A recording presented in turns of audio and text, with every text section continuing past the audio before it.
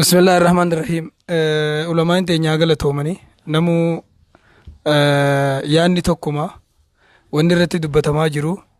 jijjiiramni amma deemaa jiru kun jijjiirama nuti maddii jirru kan nuti wajji jirru takkaa jalaanafne fulduratti illee jalaanafnu jechuudha. Namni immoo jijjiirama amma deemaa jiru kanatti gufuu ta'u dhibbarraa dhibbatti inni balaaleffannaa jechuudha. Akkasuma ammas nama duraanii haftii nama jalaa illee ni haftii guyyaa afachuu illee ni mala. Ummanni dhimma islaamaa jaaniin warri islaama dhidhimaa ture ka islaama hidhaa biyyarraa ariyaa barnoota isaanii irra muraa masgida isaanii cufsiisaa madrasaa isaanii diisisaa majlisa isaanii diisisaa ture kan ulamaa'ii teenyaa fi hayyoota keenya dargaggoota keenya waggaa 22 fa'aa itti murteessisiisaa ture saamee saamsisaa ajjeesisaa ariyee biyyarraa baasisaa warreen ture ummanni majlisa alaa jaaniin kan haftuu hambaa wayyaaneedhaa warra madeengadda uummata keenya gabroonfataa ture irraa hafan warri halkan gurraacha isaan filatanii fidan basaasni yookaan daaninnatii wayyaaneedhaa kan tahan akka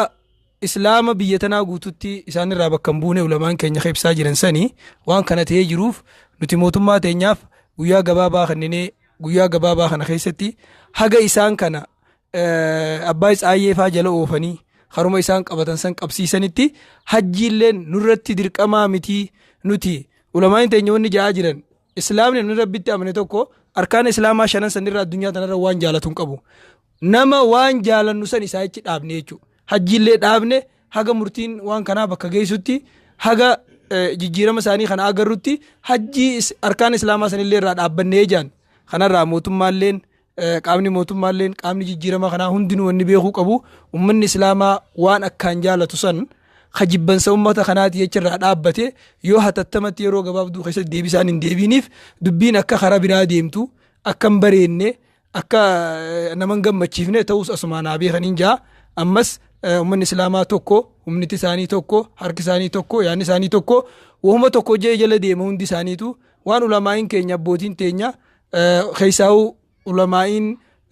warreen Sheekh Adam Tuulaatiin hooggana Sheekh Adam Tuulaatii fi Sheekh Ahmad Watarfaan muhaddisa zama yeroo tanaatiin hoogganaman wanni isaan murteessan namni islaamaa hajjii yeroof haa dhaabanii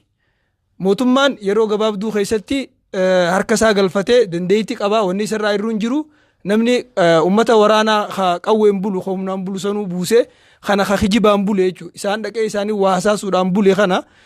telefoonaan illee bakka kaasuu danda'a hafuuratti baafatee hafuuraan illee jijjiiruu danda'a. Kanaaf yeroo kennuu dandeenyu ammaahu hajjiin nu dabraa jirti jechaa waan jiraniif yeroo gabaabduu keessatti mootummaan waan kana mirgaa bitaa laalee akka deebisaa godhu abdii isaanirraa qabna. Akkasuma ammas wanni hawaasni keenya beekuu qabu akkuma dukkanaa fi ifti garaagarummaa qabu hidhamuu fi dhaabuun garaagarummaa qabu biyyarraa ari'amuu fi biyya galuun garaagarummaa qabu dhiiga ormaa xuuxuu fi ormaa dhiiga kennuun garaagarummaa qabu akkuma dhiiga namaa gannaquu fi dhiiga namaa tiisuun garaagarummaa qabu. Mootummaa abbaa irree kadabresanii fi mootummaa ammaa kana jidduu wanni jiru kana dubbiin beekaan na dhiisan jettuu jaanna wallaalee malee saniifuu ni beeynaa ni obsine malee amma yeroo gabaabduu keessatti mootummaan akka deebisaa nuu kennuu kabajaan isaan gaafanna.